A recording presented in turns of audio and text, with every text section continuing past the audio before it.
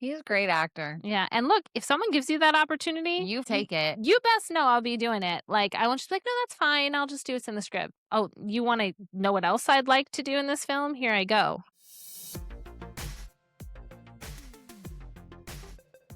Oh, all right. No. Already off. Hello, Canceled. Canceled. Here I am. Hello, everyone, and welcome to Generation In Between, a Xennial podcast where we remember, revisit, relearn, and this summer rewatch all sorts of things that we remember from being 80s kids and 90s teens. Hi, I'm Katie. And I am Danny. And you are here during our Xennial Girl Summer 2026 series.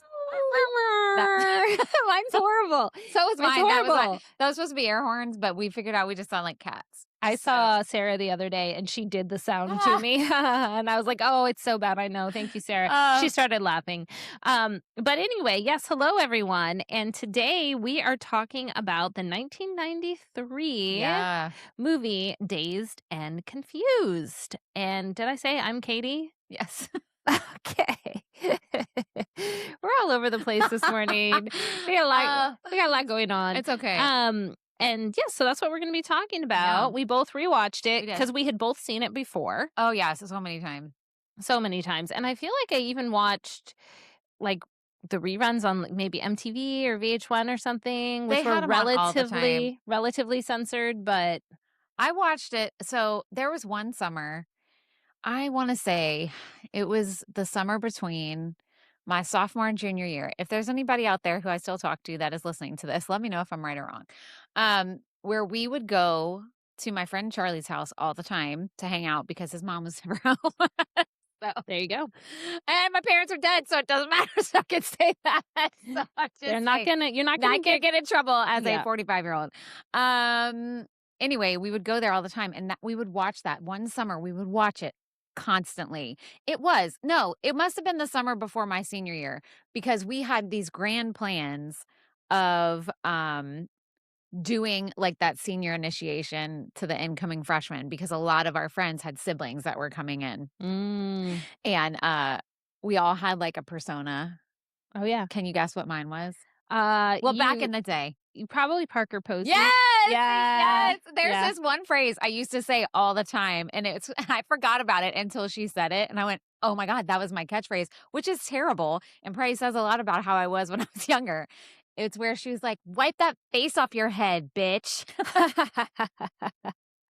Okay, first of all, I love Parker Posey. Oh my God, so much I can't. She's just the best in everything. She's actually the best in everything. Actually, I feel like I would have been Cynthia, the redhead. Oh yeah, no, yeah. Well maybe, probably, yeah. Or that one that's really nice, the sister who has a little brother. Yeah, okay. I was probably mostly her. Yeah, and it would be like, don't take it easy on my brother, not realizing that was actually going to make it worse. And otherwise, me pouring oatmeal on these kids. Yeah, I like bacon on the floor. And all the ketchup. Oh my God. I can't. Troy, because we're sitting there, because Troy watched with me, and he's like, so, like, the girls want to be picked to do this? And I'm like, yeah, because it's like an initiation. Yeah. And then you get to go to the party later. Mm-hmm. The boys, on the other hand, which we'll get to, don't want to get caught because they just get the shit beat out of them. They don't. Right. That one kid got invited to the party, but most of them didn't. They just got the shit beat out of them. And that was it. Period. And then you move on. But the girls were kind of like, oh, let's take you through the car wash.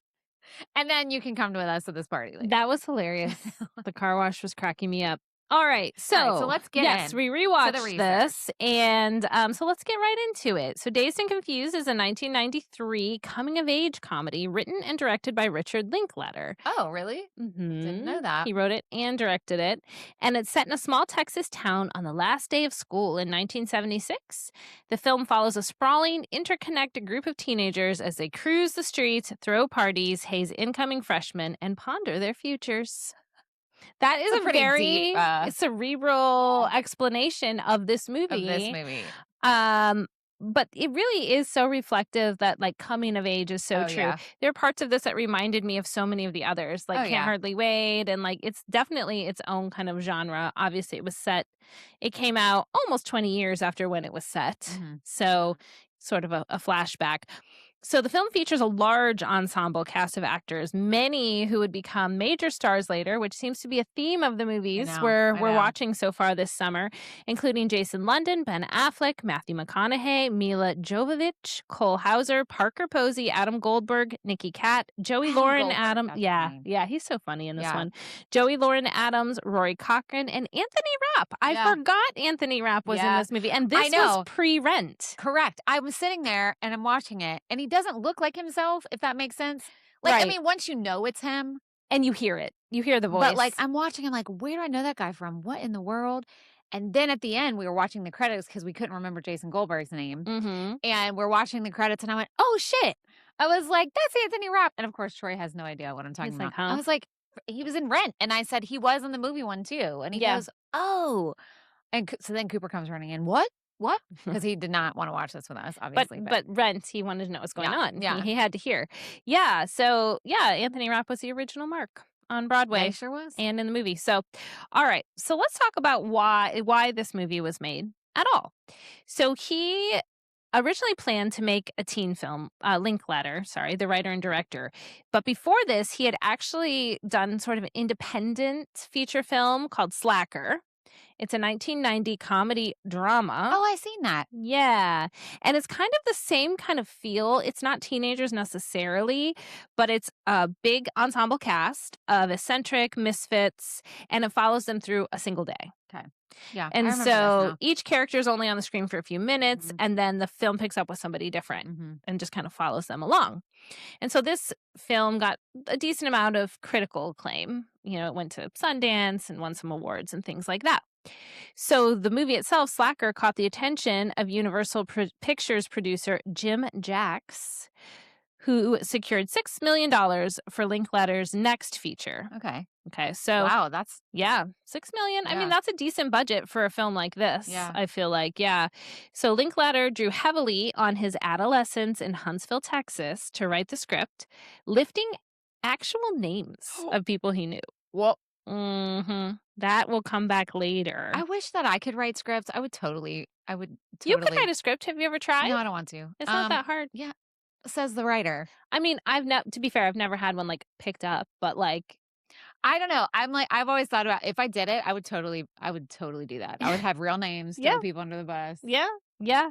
So yes, he used real names, and most of the actors for this cast were undiscovered talent, including McConaughey, who this was his first first feature film. Yep.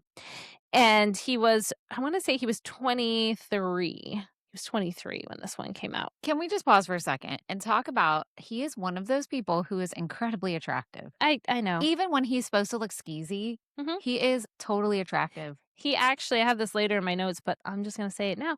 He actually almost didn't get the part because he was too good looking. Yeah, because he's supposed to be skeezy. Yeah. But listen, I don't care. It doesn't matter what you look like. Anybody can be skeezy. Right. Which FYI. actually, look at some of the serial killers who are attractive. It's terrifying. Yeah. What's the one everybody always talks about? Well, Jeffrey Dahmer, right? Jeffrey Dahmer and Ted Bundy. Ted Bundy is good looking. Ugh, it's terrifying. Yeah. It's scary, and because it helps them. Right. It's like the charming effect. Yeah. Ugh. So, but he still almost didn't get it, but then he did, and they added like facial hair and like did like weird stuff with his hair. Yeah. To try to like help, which I think did help, honestly. It did. With what they were trying to do. So the film was actually shot around Austin, Texas, and it included several of the members of the crew from his film Slacker. Oh, nice. Which is cool because those were like independent. That was an independent film. Now they're working on a feature film. The actors were encouraged to improvise and develop their own characters, and they helped write some of the scenes. Oh, that's fun. I think that's really cool. Love that. And then Linklater gathered several 1970s rock songs for the soundtrack. Okay, that soundtrack, fire. I used to listen to it. Good. And I still have it. I still have the CD, and it has like a big smiley face on it. I love that. Yeah, it was such a good soundtrack. Yeah, it's so good. The rock songs actually made up 1/6 of the budget for the movie, though. Well, yeah, because they're huge songs. So that's $1 million. Yeah, but it was worth it because that soundtrack. That soundtrack was really, really good. The picture was marketed by Gramercy Pictures as a stoner film, which Linklater didn't really think it was. I mean, but that it I is. feel like of the things that have really carried through culture from that film, that is one of the things. Oh yeah. Well, it's like Mallrats and fucking what's the other one? Clerks.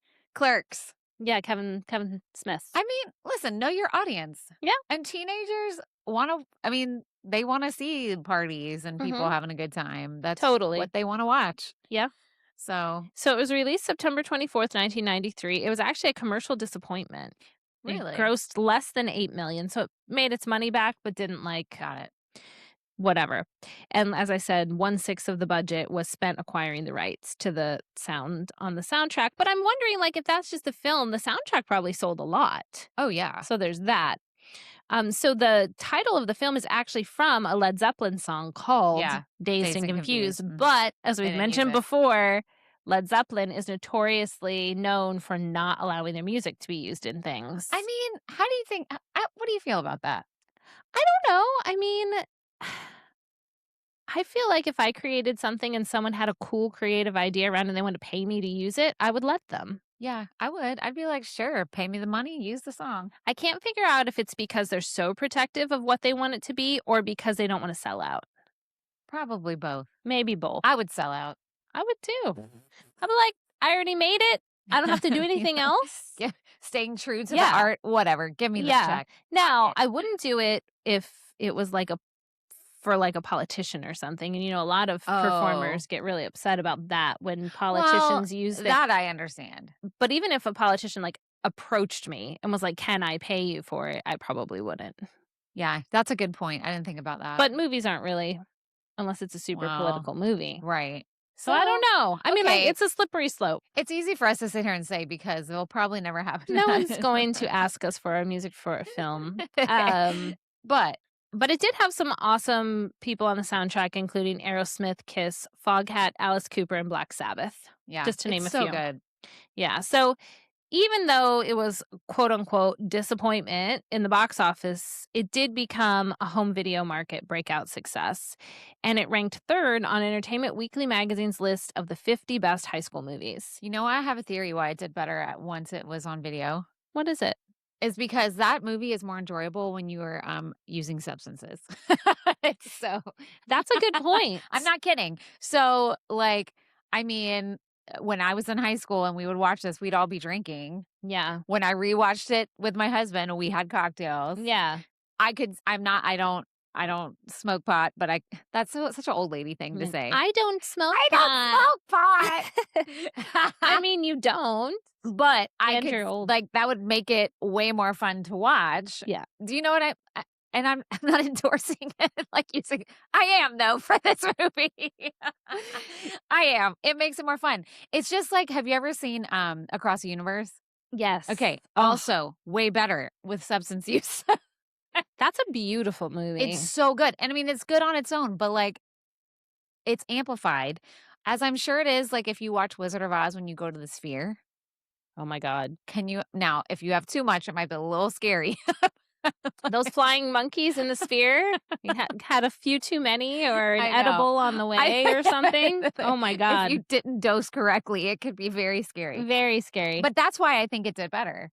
That makes sense. And that was back in the day of Blockbuster and you know what I mean? Yeah, it was in the heyday of either A, renting it, and the studios would make money off rentals, or buying it and just watching it on your own over and over. So it makes sense to me too. Yeah. And sometimes, just when things hit in theaters, it can just be weird. Maybe it hit at a weird time. I think it said it came out in September. Oh yeah, it's a summer so movie, it's maybe it just didn't hit well when it came out, but then as people kind of started rewatching it or whatever. Yeah, I could totally see that.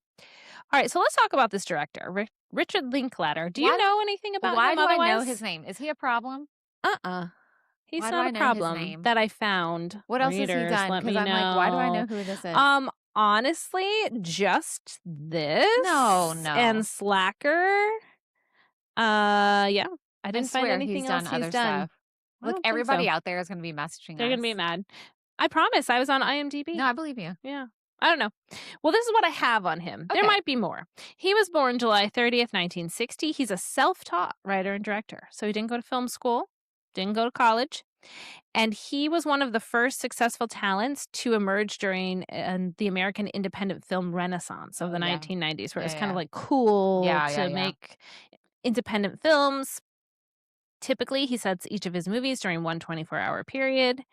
And his work explored what he said, the youth rebellion continuum, focusing in fine detail on like rites of passage, things like that. Because no matter what generation you're in, there's still some kind of universal themes. Sure. In America, coming of age. Definitely. So he was born in Houston, Texas, and then he started at Sam Houston State University in 1982, but then he stopped going to school there to work on an offshore oil rig in the Gulf of Mexico, make some money. It's good money, actually. And then he ended up relocating to Austin, where he founded a film society and began work on his debut film, 1987's It's Impossible to Learn to Plow by Reading Books. Hilarious. That's so long. That's hilarious. Such a long title. And then 3 years later was Slacker.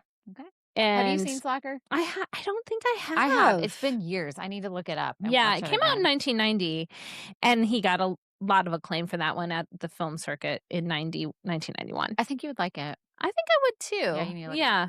Well, one thing I said, like in my general comments when we get to this, is that I do like movies in this style. I do too. That aren't like super plot driven and you got to focus to know what's going on in the plot, but it's like a bunch of different stories that kind of come together. I think I've mentioned before I love the movie Crash and this, so like if Slacker's similar, I would probably really like that.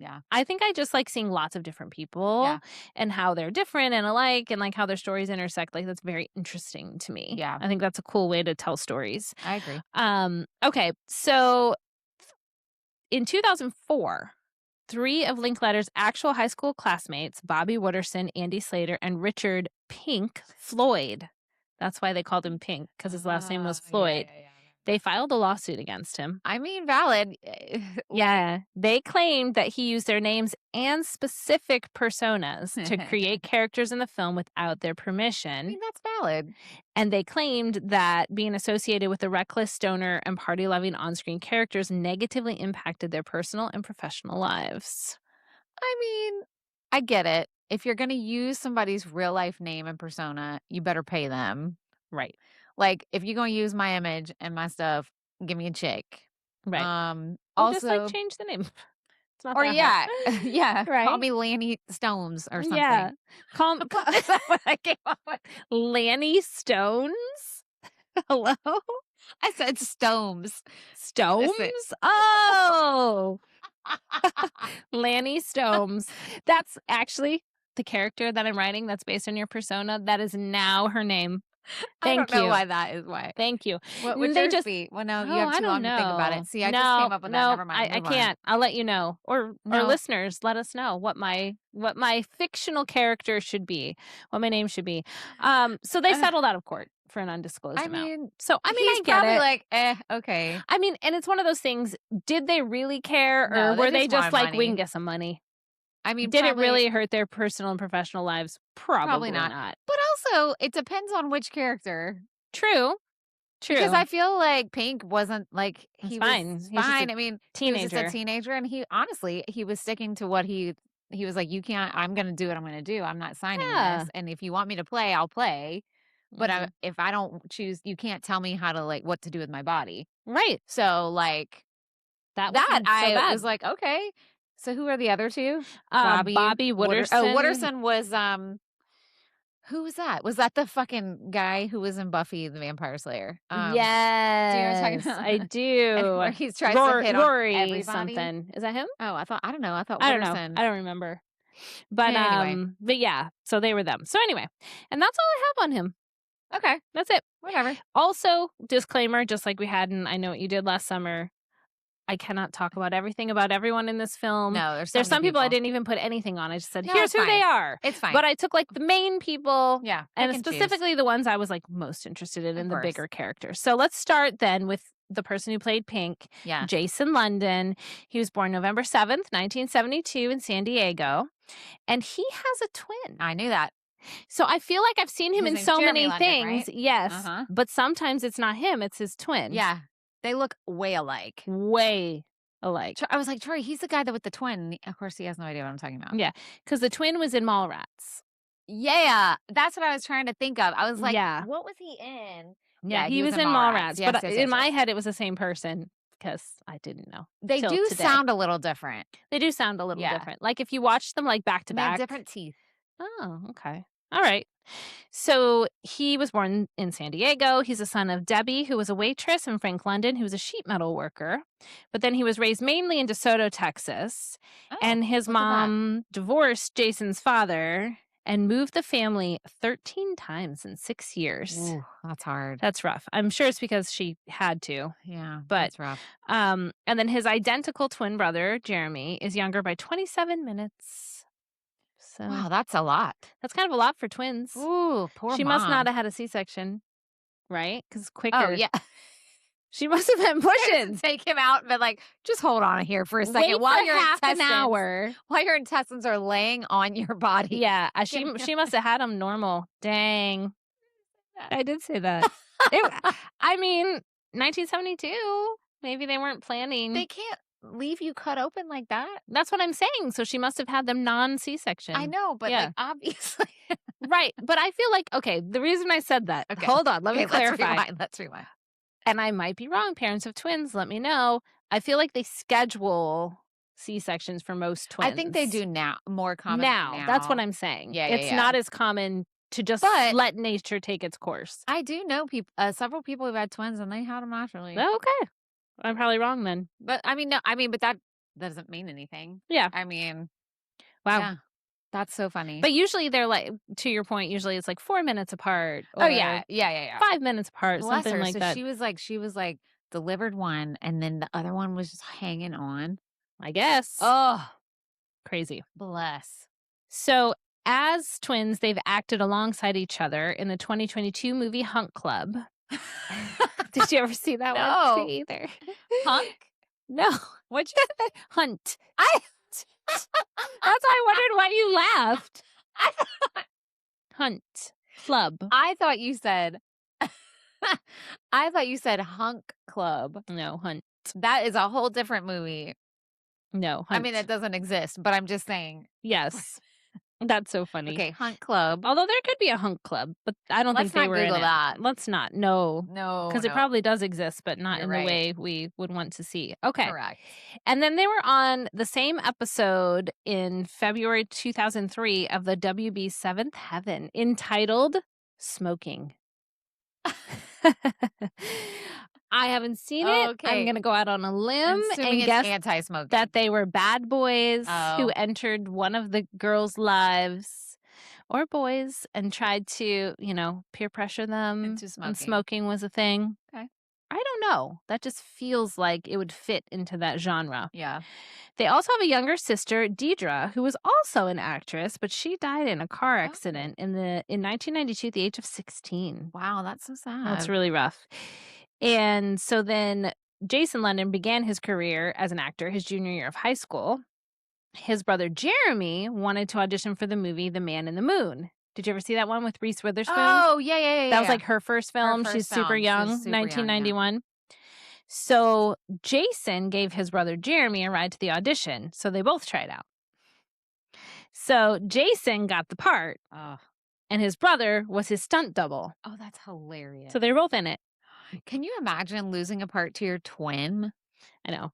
That'd be rough. That would be so hard. Who gave you a ride Yeah. and just was like, And then they're like, hey, you can just jump off this building for me. yeah, instead.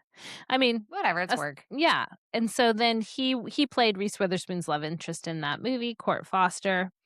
And then he was in Dazed and Confused. And then he was in a 1995 film called Fall Time, which had David Arquette, Stephen Baldwin, and Mickey Rourke. Oh. And then he was in The Rage, Carrie 2 in 1999. Okay. And then Jason and the Argonauts in 2000. And there are more films after that, but I tried to keep it kind of. Yeah. You Xennial can't list time. everything. So he played, obviously, in the movie we just watched, the character of Simone, so Joey Lauren Adams' boyfriend. But then his identical twin brother played her ex-boyfriend in Mallrats.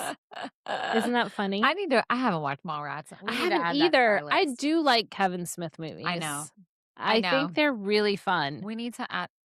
I need to keep I'm going to grab it because we need to keep a little list. We be saying stuff and then we forget because listen, today it happened. Look, I did not watch Dawson's Creek because I didn't write it down and I forgot to do it. She forgot. We do this every week and it doesn't matter. Okay. Okay. I'm going to keep talking. And coincidentally, Ben Affleck was also in both of those films. Oh, yeah. Mallrats and Dazed and Confused. But Ben Affleck is like a Kevin Smith. He is. Staple. Okay, you know what? Like he's in everything. Did Kevin Smith do Dogma? Yes. Okay, I love that fucking movie. Yeah, that one's really, really good. I love that fucking movie. So good. Okay. And Jason London and Shannon Doherty were good friends. Oh. And she was, until she passed away, the godmother to his daughter. Aw. I know. I thought that was so fun. In addition to film and TV, he also appeared in Aerosmith's 1993 video Amazing with Alicia Silverstone. Okay. I remember that as soon as I heard that. I don't remember that. So he was married, Jason was married to an actress named Charlie Spradling from 1999 to 2011, and they have a child.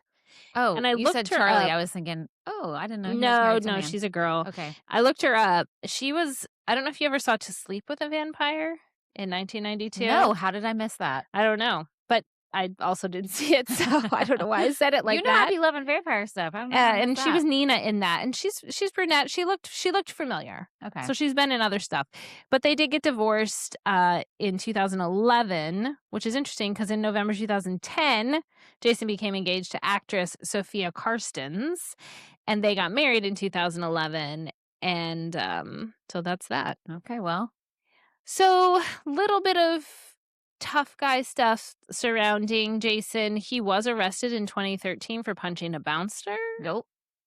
And then again in 2021 for public intoxication. Uh-oh.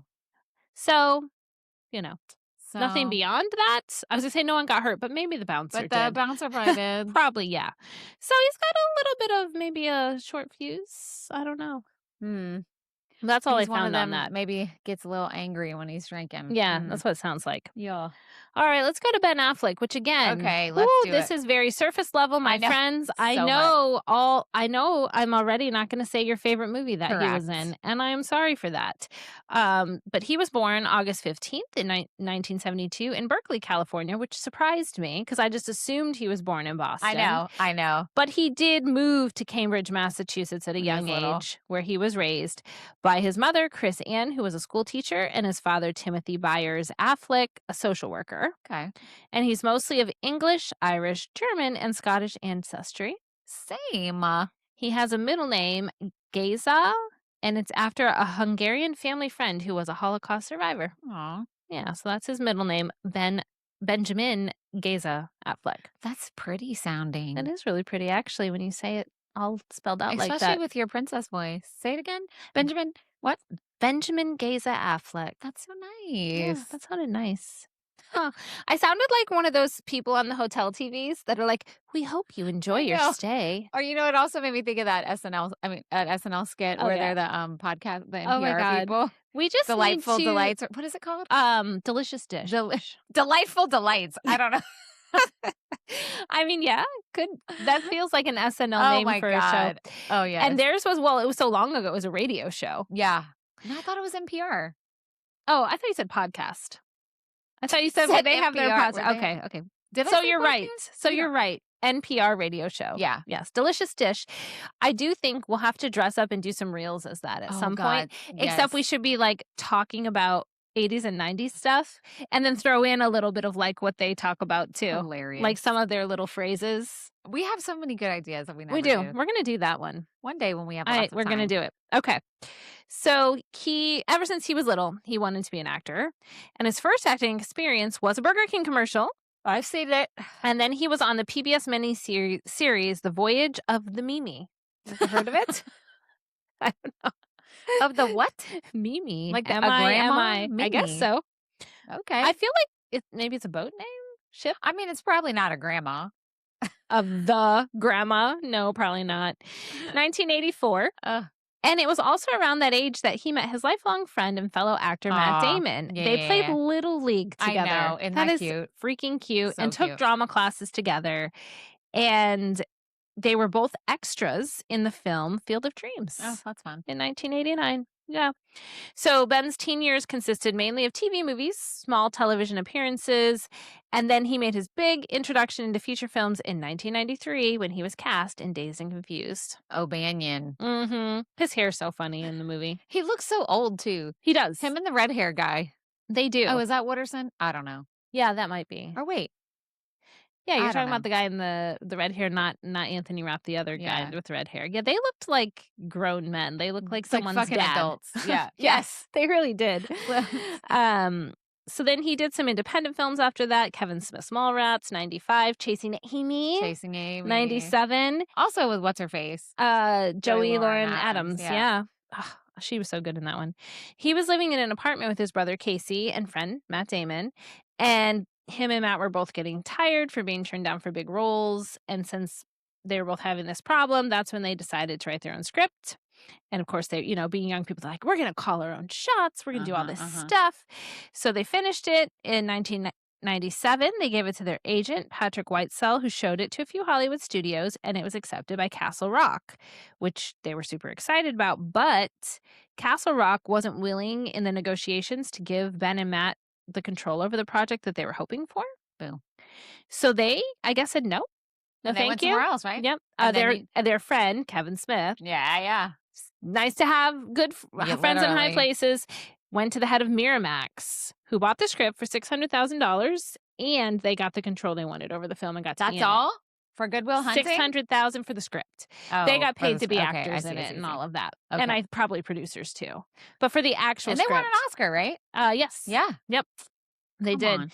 So, yep, it made them famous. Obviously, it was nominated for 9 Academy Awards. Yeah, I remember watching. Dang. I've watched the Academy Awards since I was a wee baby. I watched it a lot when I was younger. I don't watch it as much now. Oh, I don't miss it. But I remember that specific year because I think that was the Shakespeare in Love year too. I mean, that was like the 90s. Like I can What year was remember it? 97. 97. But the Oscars would have been in 98. Right. Yeah. Right. So like early 98. Yeah. Yeah, so that was them. Stuff. And so they were nominated for 9. They did win 2, Best Original Screenplay, and then I don't know. I think it won Best Picture. I'm almost positive, or maybe it was Robin Williams. That might have been when he won his award. I want to. Well, we gotta look. I don't know why I didn't put that one down. I just put original screenplay. Somebody won one for acting. Who was it? Was it Matt Damon? It may have been Matt Damon. Let's see. Okay, I'm just gonna look it up because it's gonna drive us crazy if we don't know. Keep going. Yeah, so that was just a year that they obviously had a wonderful year and it worked out for them. And they were so young too. They were really young. I remember that. They were really young. Yeah, Best Supporting Actor. You're right, Robin Williams. Okay. Yeah. I probably read that when I was doing this too and just didn't pop it in here, so it's like fresh in my mind. So after that, Affleck was in Armageddon, 98. Okay, Shakespeare in Love was 98, so that would have been the year after for the Oscars. And then Pearl Harbor, 2001. Yeah. And then obviously a zillion films since. Yes, but course. I stopped around there. He was married to Jennifer Garner from 2005 to 2018. They have 3 children, Violet, Samuel, Serafina. And then he was married to Jennifer Lopez, 2022 to 2025. I did not know they were married that long. Yeah. We talked about this recently. Remember? Yeah. Well, and they dated before he dated Jennifer Garner. Right. So his personal life is a whole other ball of wax. Man. But yeah, I remember, and back then, in case... I don't want to assume that the younger folks know about this. So when he dated Jennifer Lopez, J-Lo, in like 99, 2000-ish, they were called Bennifer. Yes. For them. And then when they got kind of back together in 2021, 2022, people started using the moniker again. Bennifer. The kids would say they were shipped when you make like a... What? Yeah, shipped. Have you heard that? Girl, you know I don't know that. What is it? It means like when other people like put people together. Okay. Like if you're watching a show like Dawson's Creek and we wanted to ship Pacey and Joey, we're like, that's what they are. I was like, what's she gonna say? She stopped. Guess what? I probably just Pacey said all of that wrong. Poey. Right. We have to ship them. JC. I like that. That could That's work. Stupid. That does not. We're not good at I mean, Bennifer's kind of stupid. but, you know. It's got a ring to it. It's got a ring to it. Yeah. My husband and I have a ship name, What is that? Cabra. Oh. Kabra. So we use that for like our umbrella marketing and media company, and then he used that for his wrestling website because he didn't want to use his real name. That's cute. So that's our ship I name. don't have one. And people are always like, "What's Cabra?" And we're like, "It's both of us," even though I have zero to do with his website. I'm in the name, so therefore, That's okay. Lots of I people have a have things stake in it. named after them. That's not. That's true. That's true. That's fine. All right, continuing on with Ben Affleck, he does have a gambling addiction and problem that he as well as some substance issues that he has struggled with in the public eye. He received a lifetime ban from playing blackjack at the Hard Rock Casino because he's so good at card counting. Whoa. Was he in Yep. Rounders? No, Matt Damon. No, that was Matt. Ben Affleck won $356,000 at the California State Poker Championships in 2004. Wowza. And he defeated some of the best poker champions in the world. You know what, though? I was listening to NPR, and I was listening to This American Life. That's one of my favorite podcasts since Jump. Whenever I started listening to podcasts. I used to listen to that back before they had podcasts, and it was just NPR on the radio. Anyways, there was an episode about, I don't know, chances, and they were talking about gambling. It's actually not illegal to count cards. Right. Which is, it was so weird to hear it's not illegal, but they don't like it. So I don't understand. I don't remember the ins and outs of that. They have the right to kick out anyone for any reason. For sure. So it's not even like you're breaking a law. Right. But they can ban you. Correct. Right. Just like they would for anything else. And so they keep an eye on that. And, dealers keep an eye on that. Oh, yeah. They're supposed to alert their boss, their pit managers, whatever, when they think someone's just winning too much. Right. Yeah. And even if you're not card counting, they can ask you to stop and leave and get they out. can ban you. Yep. All right. So here's just some random trivia I found on him, most of it from IMDb. His father was once a janitor at Harvard. Oh, yeah. They talked about that Mm-hmm. in an interview during Will Huntington. Yeah. Which was the inspiration for Will at MIT. Okay, this is great. It's a little dog fact, so I had to put it in here. Except to me, it ends kind of sad, but that's okay. When he was little, he asked his mom for a dog. She tested him by making him walk an imaginary dog for a week. He only lasted for 5 days, not 7, so she wouldn't let him get the dog. I mean, that's valid. That is so valid because taking care of animals is hard. It's so hard. And if you want one to take care, listen, go ahead, Mom. Yeah, I thought if he that really was funny. wanted it, he would have made those 2 extra days. It's true. You were so close. You were so close, Ben. That's hilarious. When he needed to go to rehab in 2001, Charlie Sheen drove him. Aw. Yeah. That's nice. When he was growing up, the Marvel comic book character Daredevil was his favorite. Oh my God. Yeah. So he got to play him in 2003. Isn't That's that so so amazing. cool? That'd be like if I got to be She-Ra. Oh my gosh. That'd be amazing. Way too old now, but one day. One day. Troy and I need to dress up like She-Ra and He-Man. You do. Please do it. Please just hit me. Yep, that's it. You're doing it. Put it in your little notes. Okay. So in 1999, he was nominated for the Razzie Award. Worst screen couple in a movie for Armageddon. Oh, yeah. With actress Liv Tyler. They had no chemistry. It was awful. It was really bad. I really like Liv Tyler, but I feel like she's not a romantic character. I don't feel like the way she presents herself on film is engaging or emotional enough to be in a relationship. So unpopular opinion, I just think she's beautiful and not a good actor. Okay, that's fair. Which is maybe lovely to look at. Mm-hmm. Put her in those Lord of the Ring movies where she just has to be pretty and elf-like or whatever the hell she does. She was great in those movies. For that reason. I am not a Lord of the Rings person, which is weird because I love fantasy stuff. Yeah, that's strange. The stories go too slow for me. That's fair. Yeah. That's anyway. Fair. So they didn't win, but then in 2004 he was nominated again and did win the Worst Screen Couple Award with Jennifer Lopez in Giggly. Yeah, right. How do you say it? Because that was always a joke. It's gig. It's not how we think it's done. No, I can't remember. Yeah, that movie was so bad. That was just a bad movie. It was so bad. And then in 2005, he was nominated once again for Worst Screen Couple. This time with both of the actresses in the film Jersey Girl. Yeah. Listen, don't feel bad for Ben Affleck, guys. He's fine. He's fine. He's won plenty of normal things, makes a lot of money, married 2 beautiful women named he's fine. Jennifer. And I'm sure Jennifer's. I know. Oh, He sure did. well, he's one of us. I'm sure he was probably just like, whatever. You win some, you I lose would some. be. After Cashing my checks at the bank. Right. I mean, and this is after he already won an Oscar. Yeah. So come on. Look at my shelf. Come on. We're fine. So let's move on to Matthew McConaughey. Oh boy. Born November 4th, 1969, which is my daughter's birthday. 1969? No. I won't say the year because, again, trying to not give all the bots online too much information, but she was born on November 4th. And so a lot of people in this film were actually from Texas. That's fun. Which is fun. Not Ben Affleck, obviously, but so he was born in Uvalde, Texas. I know where that is. Really? Well, when Troy went to pilot training, the first place I ever lived with him was Del Rio, Texas, and Uvalde is around there. Okay, cool.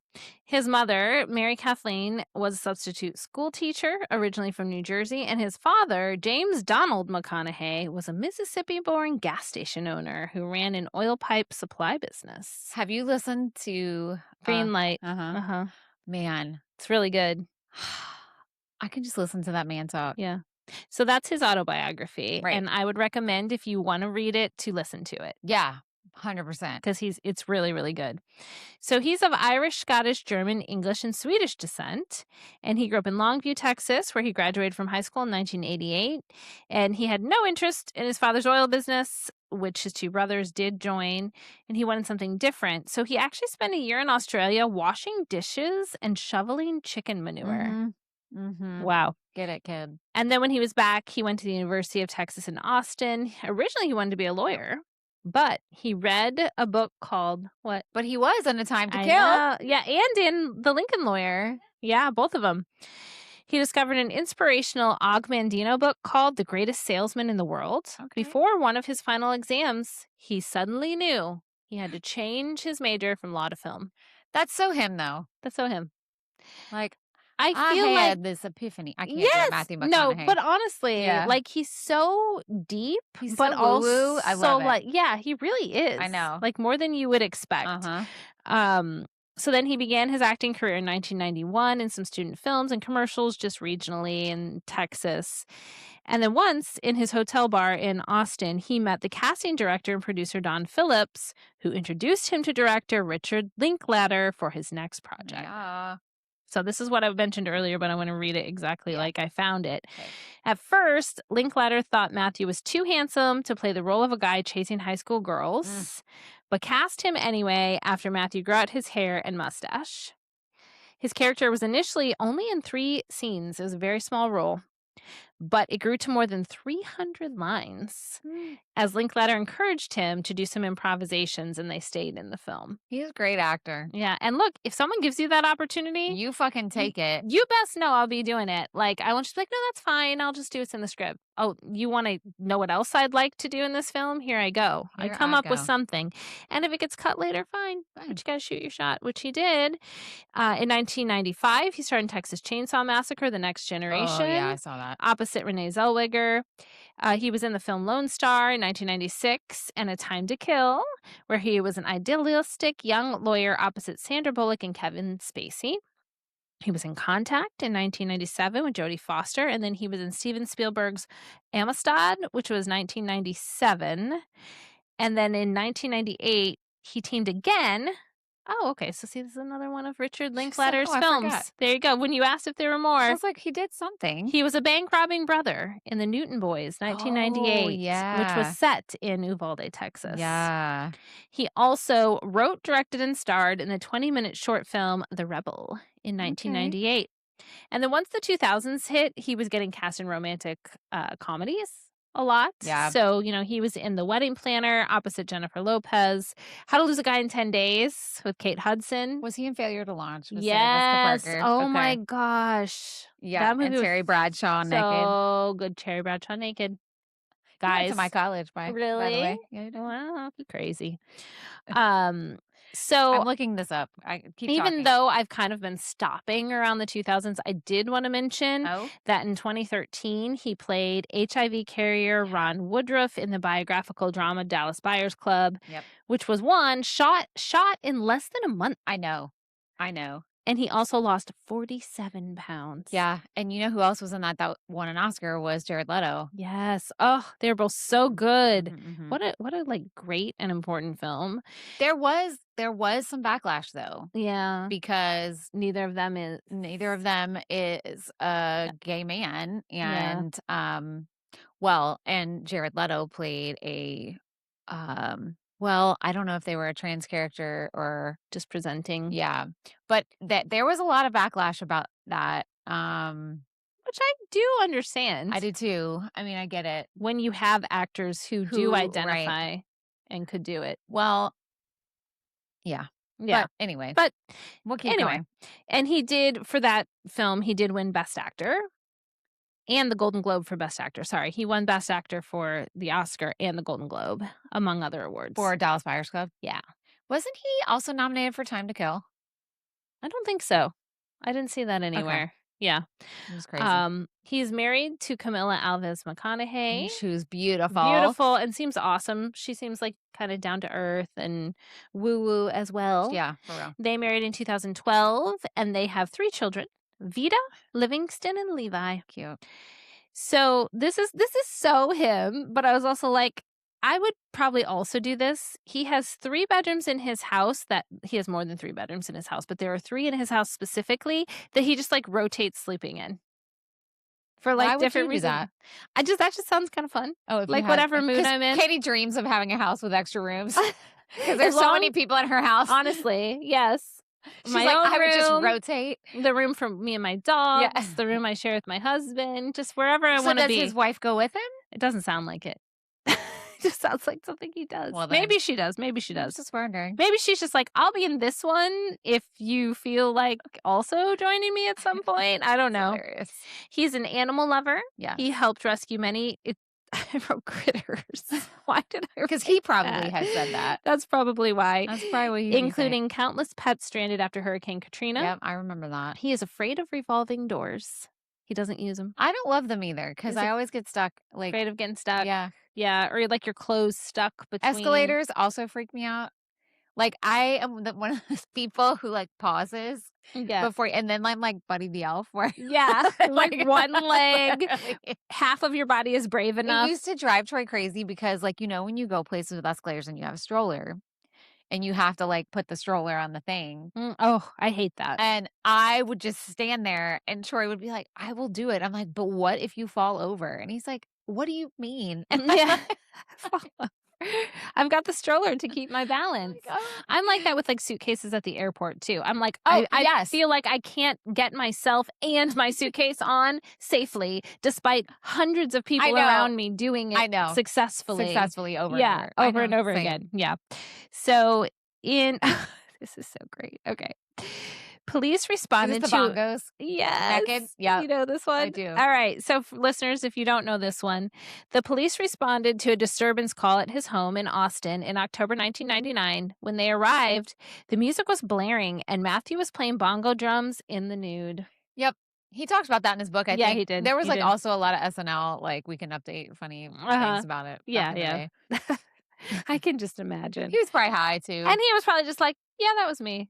Like I'm just living, fun. Man. I'm just living my life. He was actually considered to play Jack Dawson in Titanic in 97. But then Leonardo DiCaprio, who was the first choice, he was like not sure if he could do it when he accepted that. But I feel like even in 97, Matthew McConaughey would have looked too grown up, I think. So He's too handsome. Yeah. Where at that age, Leo was like cute. Correct. And I don't think he could play like cute, young, naive, whatever. I just don't think that would have worked. He was voted most handsome his senior year of high school. I was going to say every year. Every year, of his including life. This one. But it started in high school. Well, probably before that. All right, so that's Matthew McConaughey. Let's go to Milla Jovovich, who played Michelle. She was born December 17th, 1975. She's a Ukrainian-American actress, supermodel, fashion designer, singer, and public figure who has been on the cover of more than 100 magazines and starred in such films as The Fifth Element in 97 and the Resident Evil franchise, which kicked off in 2002. I mostly remember her from modeling, though. Yeah, me too. Yeah. Yeah, as soon as I even saw her in this, I was like, "Oh yeah, that's that model." But she's done other stuff. Yeah. Like especially like Resident Evil. I know. It's huge. Yeah.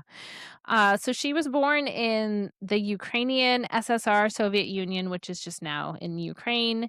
She had a Serbian father who was a medical doctor. So this is very interesting. So he was a medical doctor and he met her mother, a Russian actress. And then at the age of 5 in 1981, Mila emigrated with her parents from the Soviet Union to London first, then to Sacramento, and then they settled in Los Angeles. But, like, okay, so her dad was a medical doctor. They were house cleaners when they came over Crazy. because your, like, credentials don't transfer. But they cleaned the home of director Brian De Palma, who was a pretty big director in the 80s into the 90s. I know we've mentioned him a few times in a couple things we've watched. So eventually her parents did separate and they divorced because her father was arrested and spent several years in prison because of a massive medical health insurance scam. Ooh, boy. Oh, yeah. Don't do that. So that's all I have to say. I wouldn't even know break the law. how, so it's easy for me to be like, It's hard, actually. You have to be Resist incredibly temptation. smart to Yeah. do insurance fraud. oh, man. Yeah. And nowadays, especially, I I can't. know. There's no way. Yeah. So she shot to international fame after she was spotted by the photographer Richard Avedon at the age of 11. Wow. She's That's kind of creepy, though. That is kind of Like that. creepy. Yeah. I mean, that's kind of like when Sarah Michelle Gellar was in the pizza place and they approached her, an agent approached her. Did I tell you that I had a friend in college who we would get approached in the mall all the time about her modeling by creepy people? Oh, I don't like that. And she did do some modeling. And I remember the first time it happened. And she was like, I already have an agent. Thank you. Because she did. But it was great because she was tall and slim. And she was like, it was the 90s. So the late 90s. So she was like tall and skinny, like She was super skinny. trendy. Yeah. And you know who she looked like was a tall version of, who's the one? Is it Rachel Lee Cook? She was in that movie where she's like nerdy and then gets. I think that is her. And Yeah. she was in that episode of Dawson's Creek. Yes, that's her. That's who she looked like. Oh, And but people would taller. but tall. Okay. And people would come up to her all the time. And it was weird. And she was just used to it. But I was like, Yeah, and she knew what to say. But still. Yeah. Jeez. yeah, creepy. So she got her first professional model contract at age 12, and she was on the cover of The Face, Vogue, Cosmopolitan. In 1994, she appeared on the cover of High Times in the UK, and the total number for magazine covers worldwide was over 100 by 2004. Damn. It's obviously gone up since then. In 2004, she made $10.4 million, becoming the highest paid supermodel in the world. Crazy. So that's like 9 years after Dazed and Confused. Wow. Which she was modeling before that anyway. And she's been in campaigns for Chanel, Versace, Emporio Armani, Donna Karan, DKNY, Celine, P&K, H&H, and continues her role as the worldwide spokesperson and model for L'Oreal. Yeah. Yeah, she's still in stuff for them. She made her acting debut in the Disney Channel movie The Night Train to Kathmandu. Don't remember that. It was on 1998. She was a guest star on the television series Married with Children. She played a French exchange student. I don't remember. You remember that? No. I used to watch that show, though. She was in Paradise and Parker Lewis Can't Lose. I don't remember that show either. She was in a lot of little TV shows. And then in the 80s and early 90s, she was several supporting roles.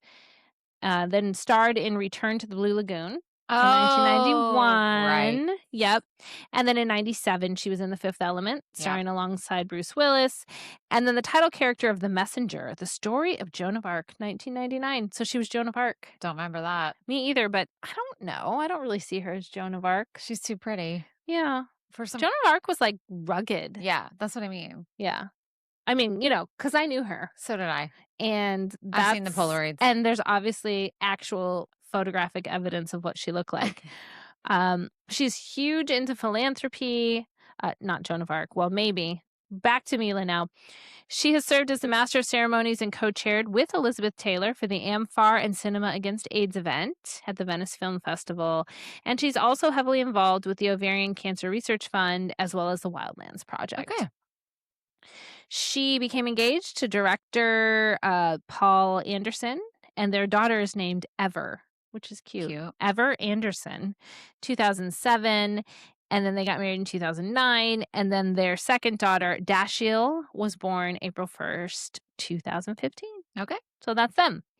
Parker Posey. Let's go. Love her. So Parker Posey was older than I expected.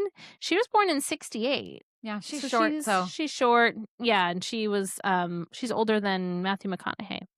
She was actually born 2 months premature in Baltimore, Maryland, and she has a twin brother. All kinds of twins in this movie. Come on. So obviously, they were both born premature. His name's Chris. He's a lawyer in Atlanta. He is not also an actor. And they were born to Linda and Chris Posey.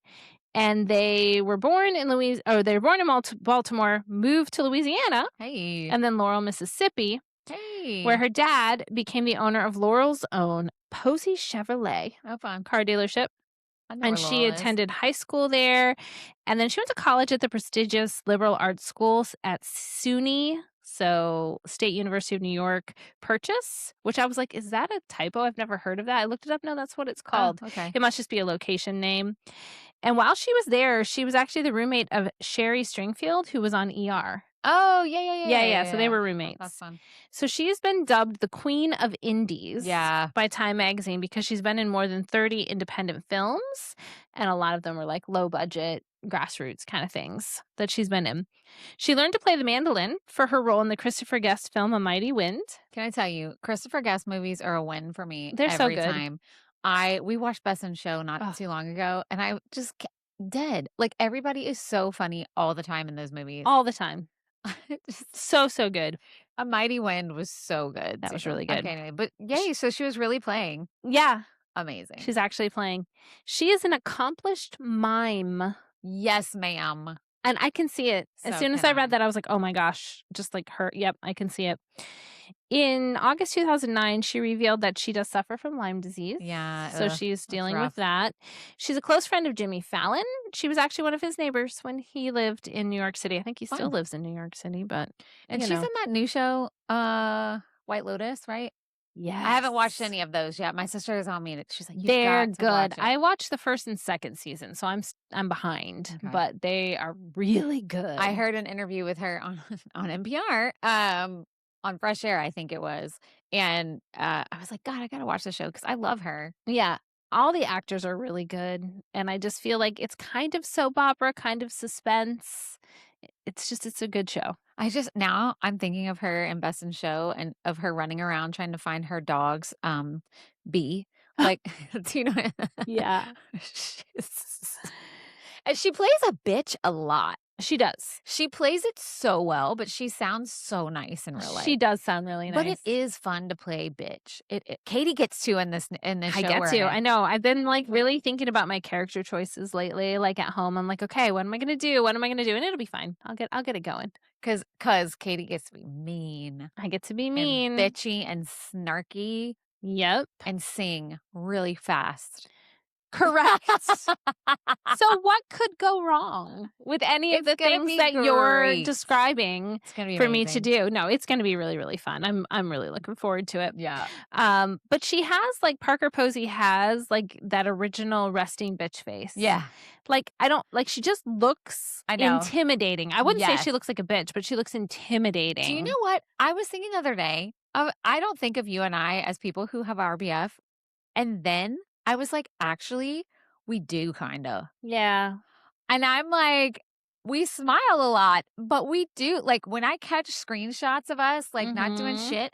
And then somebody said something to me the other day when I was just sitting there like, oh no, it was when we were in Shrek rehearsals and when we were doing the dragon training and the guy playing Donkey came up to me and he's like, oh my God, your face, as Jared was our director was talking to you, he's like, was fucking priceless. I was like, what was I doing? I wasn't, and he's like, oh, because and I was like, I was just standing there. Yeah. But he thought I was being like, what the fuck are you talking about, dude? And I was like, "Are you serious?" Like, I wasn't feeling that in that moment. I Oh was my just gosh. so then I was Hilarious. like, I wouldn't I was like, I have to remember to tell Katie that because yesterday while we were sitting there in rehearsal, I was like, "Are we having RBF right now? I think we are." Yeah, and I think when we're together, it's worse because even if we're just sitting there, not even necessarily having like a negative thought, when we're both next to each other doing it, definitely. We look fucking mean. We do look kind of mean. Fucking mean. So maybe we're intimidating and we just didn't realize it. Maybe. We're not mean. I mean, We're we not can mean. be if we have to, but we're not Of course. Of most of the course. time. Katie's way nicer than me. But I mean, I do have a face. I get a face. Yeah. And I know I do at rehearsals too. Because we're concentrating. But like even like so my studio just finished hair and I had gone into a rehearsal when we were first trying to figure out sound Oh. and I was frustrated with the sound Mhm. because to me 'Cause when it's you pay all hard. this money for all this equipment, it'd be nice just to plug it in and for it to Yes. work. But that's not how it works. No. Not with sound. It uses sound waves, all the science of it takes forever. So I was just hard at work trying to work on that and do different stuff and turn different knobs and move speakers. But my daughter works with someone who's in the cast. And that person said to my daughter the next day, "Oh gosh, is your mom okay? She looked so like mad last night. She looked so stressed." And my daughter was like, "Oh, I don't know. She seemed didn't fine say to me." anything. So then later she's like, "Are you doing okay?" And I was like, "Yeah." She's like, "How's hair?" I'm like, "Great." So, "Oh, yeah, it's great. It's exciting." She's like, "Oh, because she said this." And I was like, "Oh." I was like, "Well, had nothing to do with anybody there. It was the freaking sound was making me mad and it's not their fault." So it was just funny because I didn't know. realize Yeah. it was noticeable that I was like unhappy Right. while they're trying to rehearse. Hilarious. Yeah. Well, the thing is, I make fun of my husband all the time because he really has one. Mhm. You're so too. Oh, yeah. And but like my husband's whole family, like him and his sister, all his siblings, they all have it. Like, and they're not mean. They're all very nice. Yeah. But and I'm always teasing him. And then I thought the other day, like, well, fucking shit. I think I have the same thing. Like, honestly, I think Honestly, maybe most people just be looking like that. maybe. I guess it depends when you catch them and, like, I don't know. I think too, as I'm getting older, I'm just not masking as much as I used to. Oh, well, maybe that's what it is. Partly because I just don't have the energy, And partly it's because I dumb. don't care. And I think I'm in spaces a lot. I'm in a lot of safe spaces too. And I think that's probably true for you. So like don't feel like I have to mask if I'm frustrated with sound at a rehearsal. I'm not going to be mean to everybody about it, but like I don't Yeah. have to pretend like everything's okay. Same with like when I'm working with people at my studio, my students, my home, my friends, like I don't have to put on a show Yeah. very often. Yeah. So maybe sometimes the true feelings or just not an overly happy feeling kind of comes through. I'm not really good at masking. Like if I'm pissed, you're gonna know. You gotta know. I can't. But also on the flip side, if I'm excited, you're like it's either Yes. 1 or 100 with me. Like it or 0 to 100. Like there's no. I'm never just kind of neutral, which is probably something I need to fix. I mean, why fix it now? Right? That's what I tell my husband all the time. I've been living this long. Why do I need to fix Look, it? you got this far. Oh boy. Save your energy All for right, other back things. on track. All right, so I just have a little bit more on a couple people. All right. Anthony Rapp I had to include because he's just lovely. He is. I just love him. And he played Tony in the film. He was born October 26, 1971. He also is another one that started his career at a young age when he was 6. Wow. He got his first professional job at the age of 9. Damn. And of course, his huge breakout. Yes, he was in this film. He did a great job. But he originated the role of Mark Cohen in Jonathan Larson's production of the Broadway musical Rent. Mm-hmm. He's on the original cast recording, which has been streamed billions of times at this point. He wrote the book Without You, which is a memoir about his career and the experience of losing his mother to cancer at the same time he was rehearsing Rent to like well, and then Jonathan debut. Larson died. Yeah. The day before it debuted. Yeah. Oh, that whole story just that makes whole me story, so like, sad. My book, legacy list, right? So I think about a lot of that stuff and I think about that a lot. Mhm. Like, it's so heartbreaking because you're like, oh my God, he didn't get to see. But on the other hand, it's like, it still happened. I know. But and the still. seeds that he planted still grew, right? Still. But I know, Ugh. I know. So Anthony Rapp is actually a cousin of Jesse Tyler Ferguson, Oh. the redhead from Modern Family. How funny. Yeah. And he is a childhood friend of the actor comedian Andy Dick. Oh. They like knew each I other. hadn't thought about that guy in a while. Yeah, me either. I didn't put it in here, but I know maybe 10 years ago now, maybe not quite so long, he wrote an essay for the New York Times about Kevin Spacey Oh. and some like gross behavior. Yeah, because Because he was when he was a young man, like a minor, he was in like Broadway shows and stuff. That's kind of how he came up. And he's alleges that there was nothing happened, but that there was like a proposition when he was a child by him, which of course Kevin Spacey was like, I don't remember this at all, and if it did happen, I'm so sorry, kind of thing. But it actually was the impetus for several other people to also say similar things. So so that was a thing with him.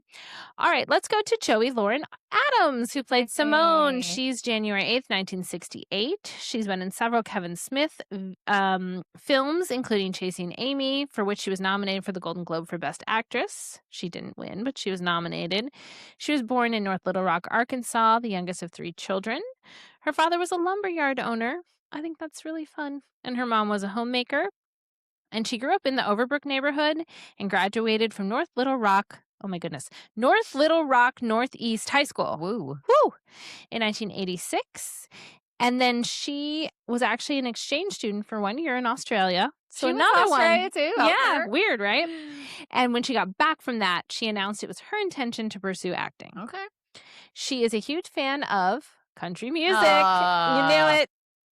She actually wrote the song that she sings in Chasing Amy. She? Uh-huh. Love that. Yeah. And then when her brother was in a coma from an automobile accident, he would only show a response from her distinctive voice, like that he could like hear and comprehend, because she does have a very distinctive voice. She actually filmed a scene for Wayne's World 2, but her scene was later deleted during editing. Oh. I know. What a bummer. I'm sure we could find it now, because I bet it's really cute.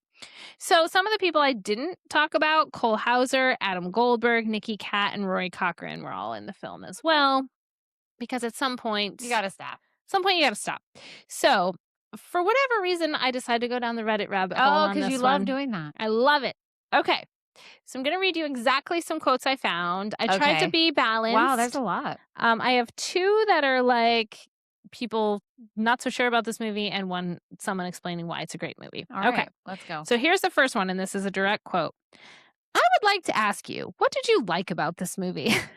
I didn't have any high hopes or great expectations, but I sure wasn't expecting that. The movie felt so empty and boring and superficial dialogues. I mean, sure, they're teenagers, but what's the point of showing an hour and a half of kids driving around drinking and smoking? Because that's what they do. Is it something about the time and setting of the movie I missed? And then in parentheses it says, I'm not American. What the fuck? Okay. What? I love Reddit. Is it just obsolete? Was it a mere reflection of the life of teenagers back then and considered cool? The answers are all yes. Yes, so that was it. That's all I have from his. And then people were commenting different things. I mean, that's what like it's some people were supposed to trying to be. explain, like, no, that you're like correct. That's what the movie's about. And then other people were like, I agree, and it's just glamorizing this or that. And then he said something like, I didn't like the film, and someone put, oh my God, it's a quote from the movie where they're like, it would be better if you did, or whatever. A whole lot cooler if you did. And so people, and he like responded to it. He was like, well, I'm sorry that I didn't. And I was like, dude, it's a quote from the movie. Like, calm down. Okay, so that was one. Here's another one. I hated it in the first 10 minutes. I wasn't expecting The Breakfast Club or anything, but I knew it was a critically acclaimed film. So I kept waiting for something to happen, and it never did. This person says, I'm 26 and from America, just saw the movie. It was straight trash. This is my first time commenting on Reddit just to say I hated the movie. I love these comments that you picked and choose. There were so many, and these are the ones I picked. It must not have aged well. No plot. There's no main character. And what was up with the paddling, which we'll talk about. Paddling? Paddling, like the hazing. Oh. With the paddles. Well, we'll get there. Yeah. All right. So here we go. Here is someone who, like, that's a lot. Still likes the film. All right. I think it accurately reflects what life was like for American teens in the 70s. As you said, throughout the movie, it doesn't appear to be anything other than a bunch of teens driving around and drinking and smoking. I think this adds to the realism of what life was really like in the 70s. There was no internet or cell phones or nearly half of the entertainment available to kids' teens than there are now, and kids and teens were restless and bored. At the end of the movie, there is a quote. I just want to look back and be able to say that I did my best while I was stuck in this place. The Mhm. nothingness in the movie again aids to perfectly represent American teens in the 70s and how they were left to their own devices to find things to do, which can be hard for our new generation today to understand with everything we have at our disposal to entertain ourselves.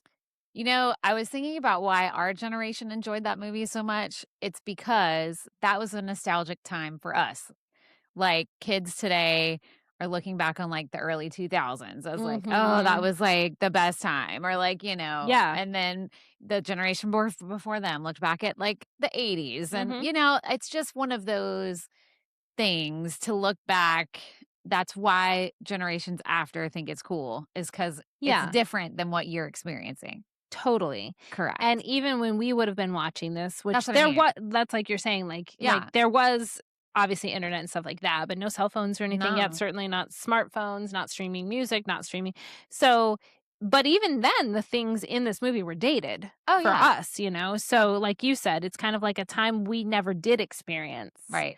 which is a little different than like when we look back on things from things we Yes. experienced.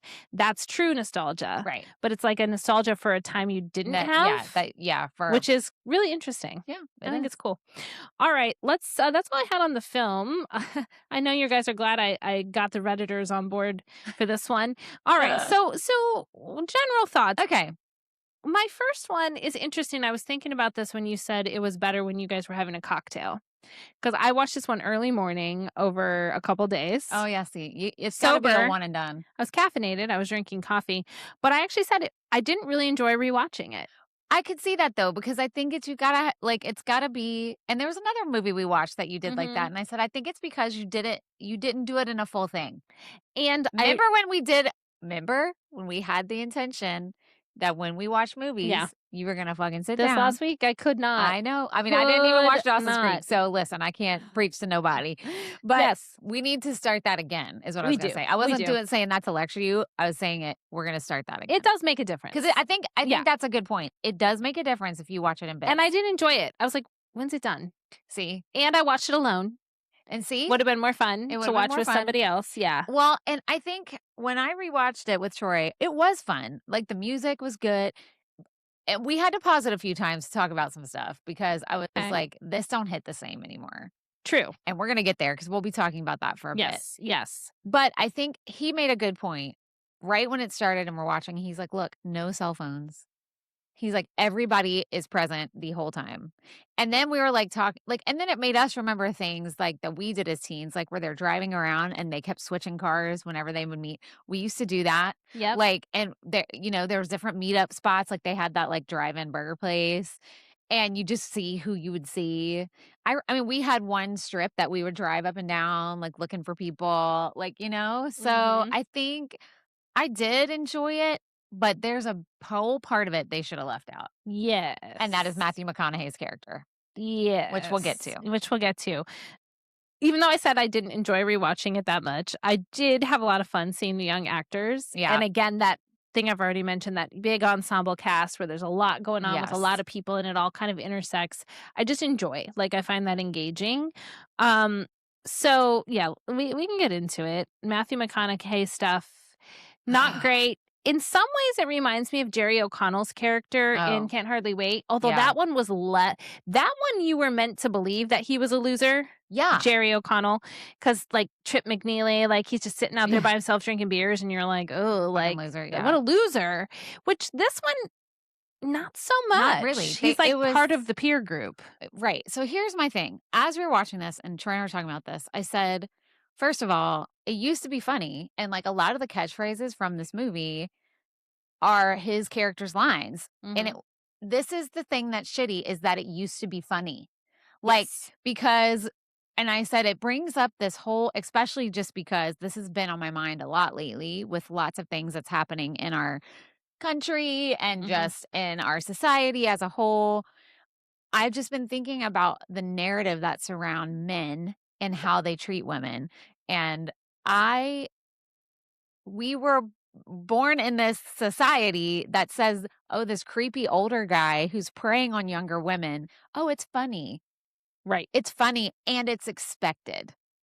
Because as we're watching, I said, you know what's crazy is we all knew somebody like that, whether in high school or college. And Troy was like, oh yeah. And I said, remember that guy? Because Troy and I did not date in college, but he's 4 years older than me. But we had mutual friends that overlapped and we were there sometimes at the same time. And I said, yeah. I said, even in college, I said, remember that guy Pops? Like this fucking guy was like in his 30s hanging out at a fraternity house and he was a creep. Like, Ugh. trying to hit on these 18-year-old girls that would come in who are barely legal. Mhm. Come on. Like, Yeah. and I'm like, the thing And yet he was allowed to be there. and people thought it was funny. Right. And then they would tell you as a young girl, "Hey, watch out for Pops, but he's harmless." No, because some of the shit he would say would make you feel disgusting and, like, that, like, and then, like, Matthew McConaughey's character, like, slaps that girl in the ass. Mhm. Who is a senior, so probably isn't even 18 yet. Probably not. So let me say this, teenagers are still children. Yes. They are children. And he isn't a grown-ass adult man Yep. slapping the ass of a child, and I never thought about that until we rewatched it. Totally. And I wonder, especially given, like, how deep and profound Matthew McConaughey is, if on a look back, I'm sure there's probably an interview out there somewhere, if he doesn't love the character I'm either. sure. I'm sure. I mean, because here's the thing. This has been a part of our society since the beginning. I feel like now we hopefully know a little better, but Mhm. we're still Right. it's still a problem. And I said the thing that sucks, because then, of course, I get on like a tangent when stuff like this happens, and my husband's like, "Oh God." So this is where we had Oh, to pause it. God.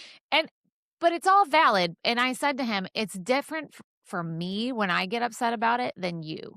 Because every single female I know in my life was preyed on by a creepy older man at some point in their life. Whether that means there was just a comment said to them Mhm. somewhere out in public, whether it was an inappropriate look, whether it was, more than that with touching or whatever. I cannot think of a female who has not experienced it. Right. Like, y'all think about the Me Too movement, it's because it's fucking every female. Yes. Like, there is not one. And but we don't even realize it.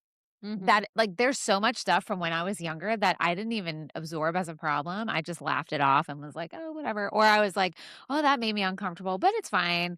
But now as an adult, I think back, like, I can remember being 12 years old, going to, like, a Supercuts with my sister to get my hair cut, and the guy cutting my hair made me so uncomfortable, and he kept asking me how old I was and telling me how old, "Oh, you look so much older," and, like, creepy fucking shit. Right. But I didn't know what that was. Now, nothing else Right. happened, I never saw that man again, but I said to my sister in the car, "I don't ever wanna go there again." Right. Because you felt it, and it is inappropriate to it's one thing, like, obviously, hairdressers make conversation, but depending on the level and even if it's a normal conversation, but you feel Yes, something different or and it shifting. wasn't. I mean, thinking back now, I'm like, he was Yikes. being gross, Yeah. Yeah. like, literally gross, and I was 12 years old. Oof. And I did not look, and it doesn't matter because I said, "I am 12." And Right. I mean, I did not look older when I was 12. I looked like a fucking 12-year-old. Right. But even if I looked 18, I said, "I'm 12 years old." Right. Right. There you go. Period. Dot. I don't know. End That of character story. was really hard to absorb because also he's hanging out like, if you're a grown-ass man hanging out with high school kids, something's wrong with you. Yes, that.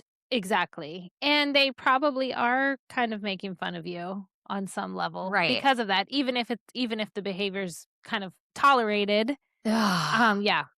Definitely. Yeah, it made me really uncomfortable too. Yeah. That and the physical violence of the hazing. Okay, and the hazing. That was the other thing because, that's been in a conversation with me and my oldest because he's in a fraternity, and now there's so many laws in place about Mhm. hazing, but he said people still want to do the because they find ways around it. I mean, Sure. just was that like a couple years ago, the high school here got in trouble Yes. for football hazing because they had video.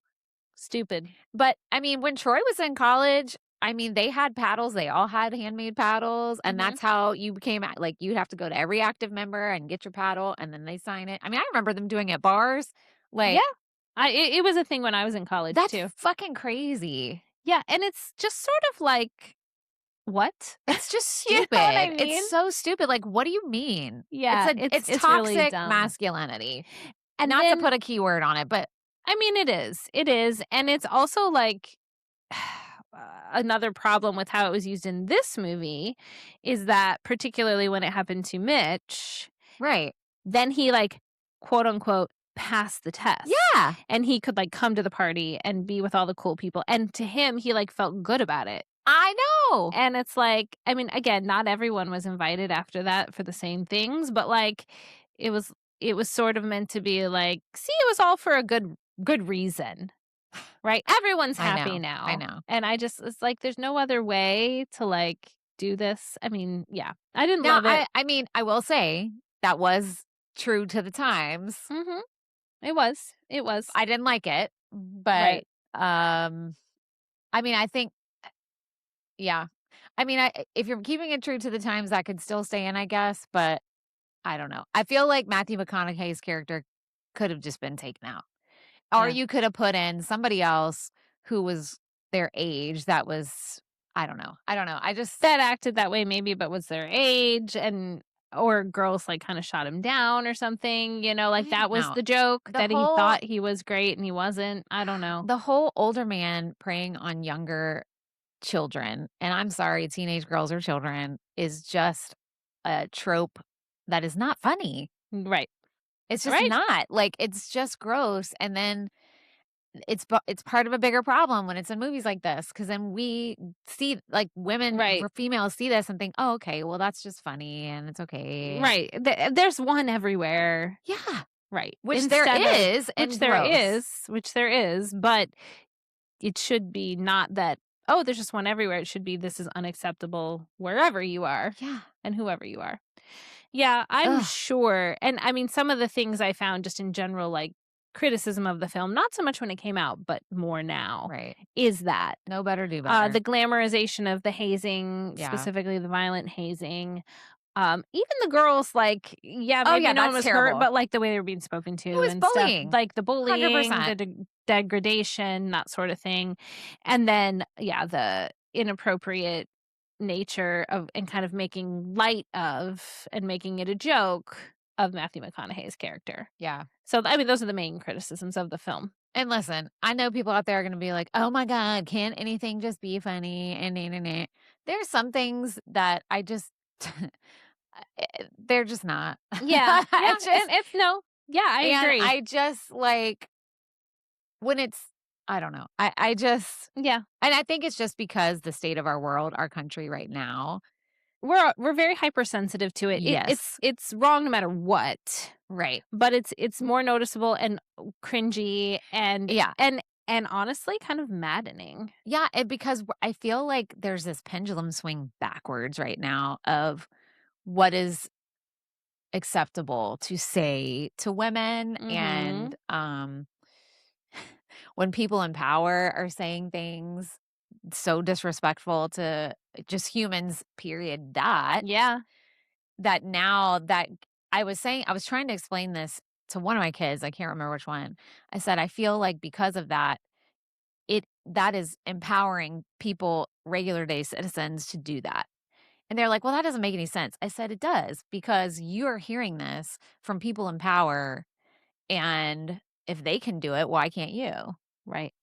Even if you don't consciously absorb that, it happens. Mhm. It's just and then that can happen on the flip side too. If somebody's in a position of power saying, "We're not taking this, we're not tolerating this," that trickles down as well to people being a little more aware and trying to so I think that's just why we're very like Yeah. super sensitive to it. So Yeah. I enjoyed it. Honestly, the hazing bothered me, but not as much as Matthew McConaughey. Yeah, right. That was like secondary. Yeah. That was secondary.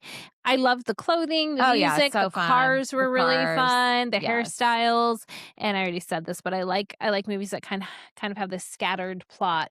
Now, I will say the acting was great except for the young kid playing Mitch. Yeah. Do you know what and I remember this driving me crazy when I used to watch this back in the day repeatedly. He messed with his face constantly. He did. He would always do this. And it reminded me of when my youngest started performing, he would always mess with clothes on stage. Yeah. It's like a nervous habit.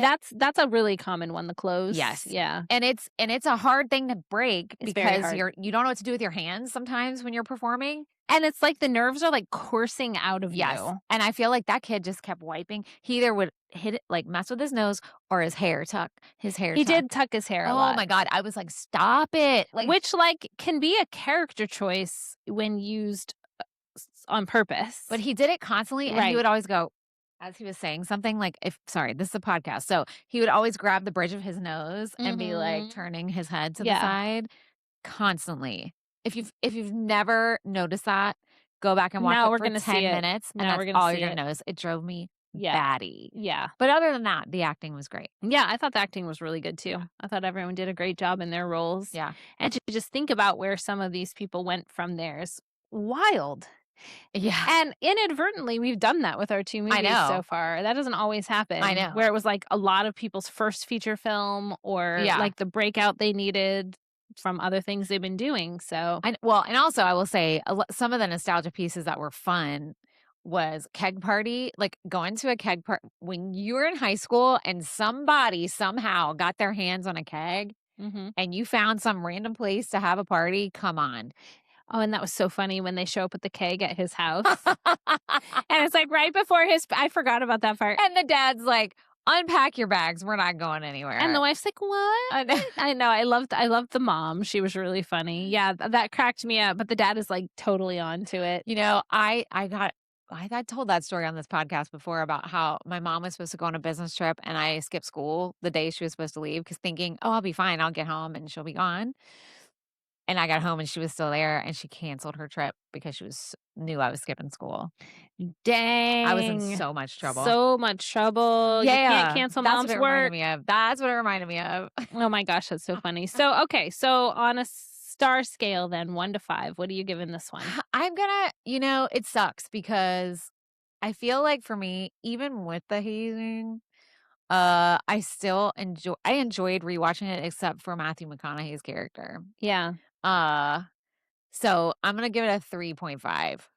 I think that's what I would give it to. Yeah, I mean, it's not 3.5. Troy and I still had a good time watching it. Yeah. The music was great. It was still fun. I think it's a well-made movie. I do too. It's just those certain things. Problematic elements, which is why we do these rewatches, is because it can be nostalgic and problematic To at be the honest, same time. Before I rewatched it in my head, I was thinking of it like, oh, it's like that stoner film. Like, But then when I was watching it, I was like, it really isn't. Like, it's in there, but there's so much else going on. And I think that's just because it's sort of how it's been classified over the years that it's kind of like in my brain that way. Yeah. But like, I really kind of forgot about the Matthew McConaughey stuff. I knew he was in it, obviously. Yeah. But like his purpose in the film, I sort of forgot. Right. And I forgot the extent of the hazing. So yeah, to your point, that's why we do this and talk about this for you listeners to hear, because I'll go back to it again. I always say this when we watched Can't Hardly Wait for My Birthday over a year ago, and I was not expecting it to be a nostalgic or problematic situation, and it ended up being one. 100%. Like, I was like shocked. I know. I was like, wow, I haven't watched this film in probably 15 years, maybe straight through. Like, I've quoted things from it, maybe seen little things on social media, but to like watch it start to finish, I was like, what? I didn't remember any of this. Yeah. Yeah. So it's crazy. And I knew, because I have watched this movie so many times. I mean, I still remember the lines on lots of parts. I knew. I was like, it's going to be way different to watch as a 45-year-old lady who is aware of a lot of not great things now than I was then, you know? Right. That. So, all right. Well, 3.5s from both of us. Yeah. Do you love this movie? When was the last time you watched this movie? Yeah, That's that's what the I want to know. question. If you have all these things you want to come back on us and say, And oh, are you a we're female or a male? Because also that matters. Also that. And then we would like to hear what you think about that. You can true send facts. us all that information on our socials. We also have our email address in the show notes. You can send us an email. And while you're at it, why don't you leave us a positive review wherever you are listening? Another podcaster says we that. need some. Who? Sword and Scale. It's a Love true that. crime. But he always says, please, he says, consider leaving a positive review. That's cute. Which I love. That's very formal. So it doesn't have to be 5 stars, but just anything Oh, positive. it does. And consider it. But 5 stars 1, 2, would be 3, 4, 5. great, as well as some like writing in there. And we're not yet to triple digits on YouTube. We're close. So We pissed some people off on the TikTok. on the TikTok, They were not happy with us with the names. The names. Because they were so I know what you did last summer, and yes, I think they did use the names from the book that somehow did not come up in research.